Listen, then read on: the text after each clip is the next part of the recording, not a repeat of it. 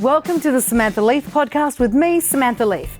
I have a passion for exploring anything and everything that can help us to be extraordinary.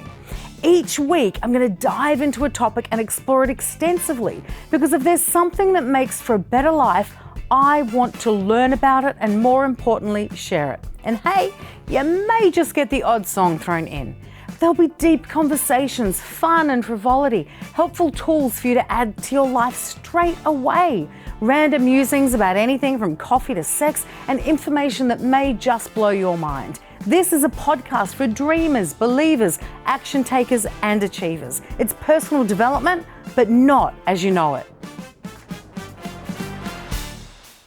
Hello, and welcome to the Samantha Leith Show. This week I'm talking about a topic that's near and dear to my heart, mindfulness and ADHD. And you're going to hear that and go, what?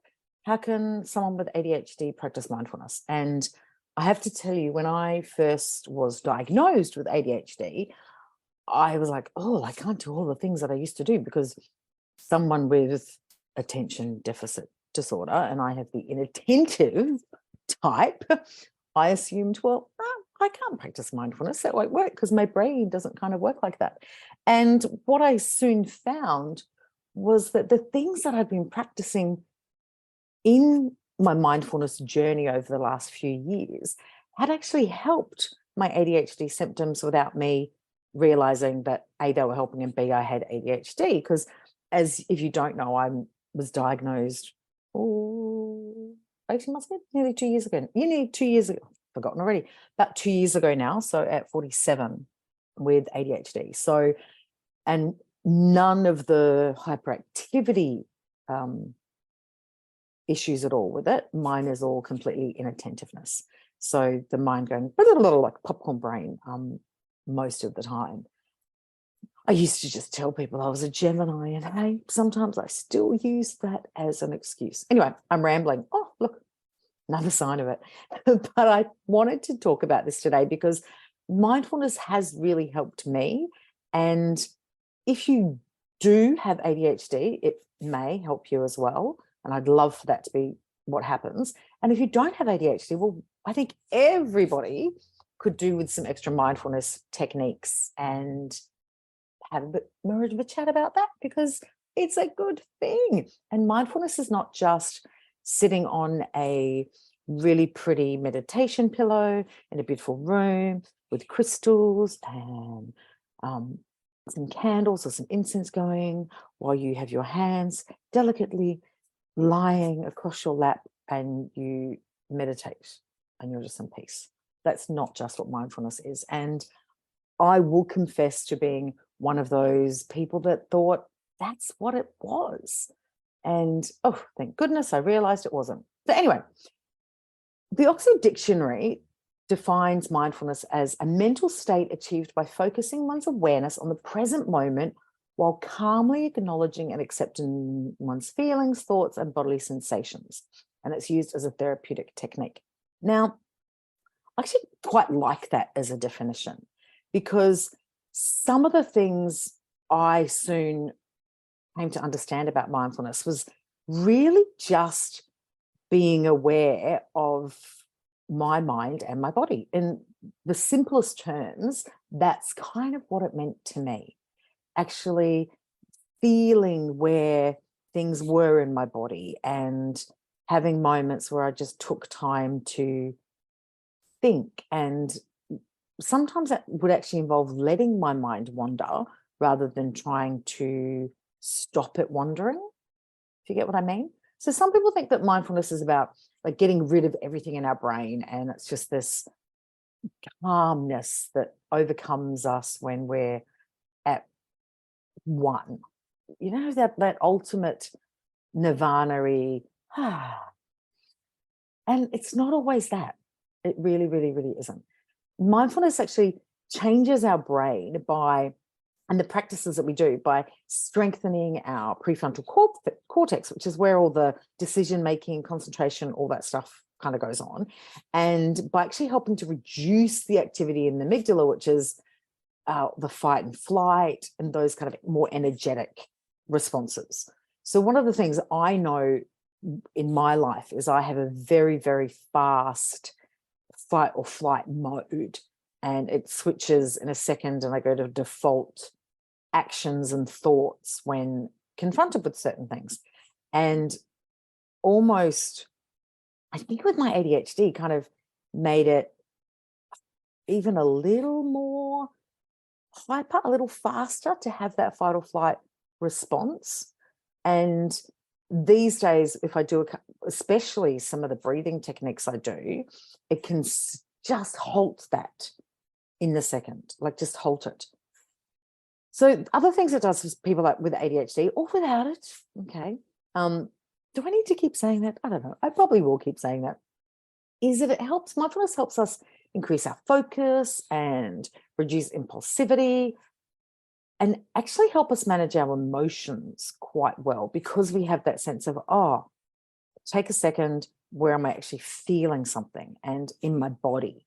And when we get to understand where we're feeling things in our body, we get to work out what's causing that feeling. What's the thought that's triggered it? What do we need to do about it? And actually deal with that, rather than a typical response for most of us with or without ADHD is trying to avoid the feeling. We definitely don't notice whether our chest tightened or we got that little shaky kind of stuff in our legs because we're a bit nervous, or our palms got sweaty. I feel like it's about to be an Eminem song, palms are sweaty. And get on with things. We actually get to go, oh, this is what I'm feeling. This is what I'm noticing. Okay. It also helps with things like reducing mind wandering. And yes, that was a deliberate pause there. Haha. And in some people, mindfulness stuff can actually help reduce aggression and memory. And look, I've got to tell you, I could do with all the help in the world with my memory. And there's been lots of studies on mindfulness in various groups of people, and I'm not going to go down like the scientific world of explaining all of those. But one of the things that mindfulness helped me with my ADHD diagnosis as well was kind of helped me accept it a bit more, because I took some time, okay? And I've spoken a little bit about it before, and I will talk more about it, is this awareness of my thoughts and my brain and how I was feeling and what was going on. The techniques actually help with managing the symptoms of it as well. Like, I'm medicated, and for not everybody does need medication. I have used it, do use it, and really, really, really, really, really does help. But the other thing, and I think this is a bonus, is when I'm doing one of the techniques that I do to get into a bit of more of a mindful state, I actually think it harnesses some of those strengths that come with ADHD, rather than trying to push them away or ignore them. I think it actually harnesses them a little bit. So one of the mindfulness techniques I practice is my journaling in the morning, and I'll do my brain dump, blah, blah, blah, blah, blah, and I'll do the gratitude and my goals and my power statements, etc. And sometimes I switch it up a bit and stuff. But that free writing, brain dumpy bit is, I think, one of my ADHD superpowers is I just get everything out, and I do it first thing in the morning, and a lot of that stuff has been percolating in my mind overnight. It might be keeping me up. It might be things I've got to do that day. It might be issues I need to deal with personally, or stuff for my daughter. It could be all sorts of things. But writing them down really, really helps relieve some of that stuff that's going on in my mind. And again, with or without ADHD, that is a really, really, really powerful exercise for anyone to do in the mornings or at night, whenever you feel like it. Do a brain dump. You know what? If in doubt, do a brain dump. Should have that on a t-shirt, shouldn't I? Anyway, yes, I am deliberately going to get distracted and waffle a little bit today. Just see, I don't know, I'd like you to kind of think and hear those patterns that can sometimes happen in a brain. Like, these podcasts aren't scripted. I have some notes about, what I want to cover, but like, this is a brain. And yes, I have ADHD, but for most people, our brains go, oh, look over there. Oh, look over there. Oh, think over here. Oh, think over here. And that's like on steroids when you have ADHD. Okay. Okay. Next thing I wanted to cover was meditation. Now, I used to think I was a failure because I couldn't sit and meditate and go, and think about nothing for 3 minutes. And maybe I will get to that point in my life at some stage. I don't know. Definitely not there now. The way I meditate is with guided meditation. So there are some amazing apps. You can jump on YouTube. I've got a freebie coming out soon, which is a meditation I put together with kind of like my morning visualization stuff. So I'll let you know when that comes out. But taking either that 5 minutes, 15 minutes, half an hour, and sometimes at night I actually do a hypnosis meditation, which will probably go for about an hour before I go to sleep. And any of those things, that ability for me to actually just focus on a sound and a music and someone's voice really helps me be more mindful by training my thought into one narrow kind of focus. And I've gotten a lot better over the years of doing it, of actually just listening to that one thing. I do absolutely have thoughts that wander sometimes, but I'm a lot better than I used to be. And I think that's helped with life in general and my ADHD. Okay. Another thing I want to talk about is the breathing. Now, I have talked about it before on the podcast, but I'll go through it again. I do like a circulatory box breathing kind of thing where I'll be in for 3 or 5, depending on what the circumstances allow. If I'm doing it as an actual practice, I'll go for longer. If it's just in a quick situation where I need to either get out of a funk or bring myself back to what I'm actually doing in the moment, I'll do a shorter one. So in for 3, hold for 3, out for 3, hold for 3, and round and round and round. And that just, apart from calming down my nervous system, again, I've got to think about that one thing while I'm doing it. So it helps me go, okay, yeah, just one thing, concentrating on one thing. That's all I'm doing in this point. Okay. Another thing that works for me, I mentioned a little bit earlier in this podcast, is actually feeling in my body where I'm thinking things or feeling things. That sounds strange, doesn't it? Feel in your body where you're feeling things. But you know what I mean? Like, your heart races, you get sweaty, you get cold. There's so many physical things that happen to us that are triggered by thoughts and feelings. And taking just that teeny tiny bit of time to go, oh, that's what I'm feeling. And then you become more aware of it, and it helps you to then deal with those thoughts or those feelings later on the track, if you can get a handle on them. Okay. So, for example, sometimes when I'm upset, I don't want to allow myself to get upset. I have like this safety valve that goes, don't cry, don't cry, don't cry, don't cry, don't cry. And my nose hurts. Like when I have that moment, my nose really hurts. And I know if something's going on in my life and I start feeling that little twitches in my nose, I'm like, oh, and the pain's getting to the top of my nose. I'm like, I want to cry, I want to cry, I want to cry, don't cry, don't cry, don't cry. And now I'm like, okay, why do I want to cry? What am I thinking about? So I can take that step back and think, oh, this is what's actually going on for me. Okay, I'll cover another couple for you. Eating without phones and other distractions, like just actually eating with people is good as well. So you're having conversation. But I used to be like such a multitasker, and we all know multitasking is actually not what you do. It's task switching really quickly. But I used to think I was being really productive by like reading a business book or listening to a podcast while I ate and da. No, now I'm like, I'm eating. Occasionally I will eat in front of the television. No judgment on this podcast, but if I can, and most of the time I'll try and eat just eating and think about what I'm eating, take my time, etc. That helps. Another one is, and I found this really hard. I've got to tell you, I found this really, really hard. And it's still a multitasking thing, was going for walks without anything.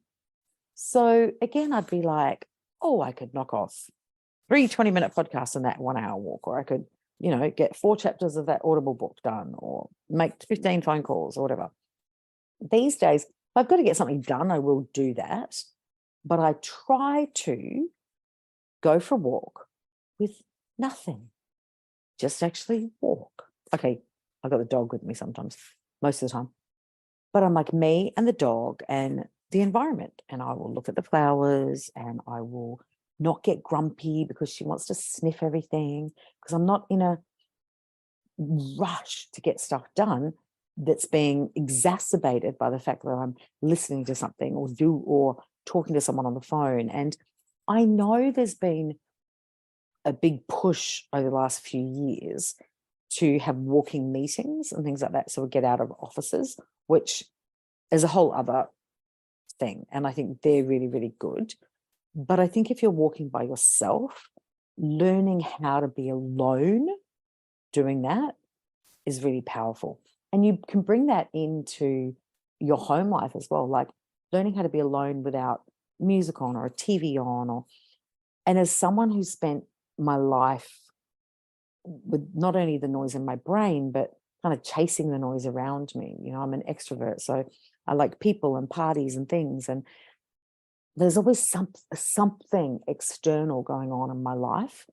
And I think over the last couple of years, learning how to not have so much going on externally has again helped with my ADHD and life in general. Okay. There's other things you can do like yoga, and I mentioned journaling, the breathing. Honestly, just paying attention.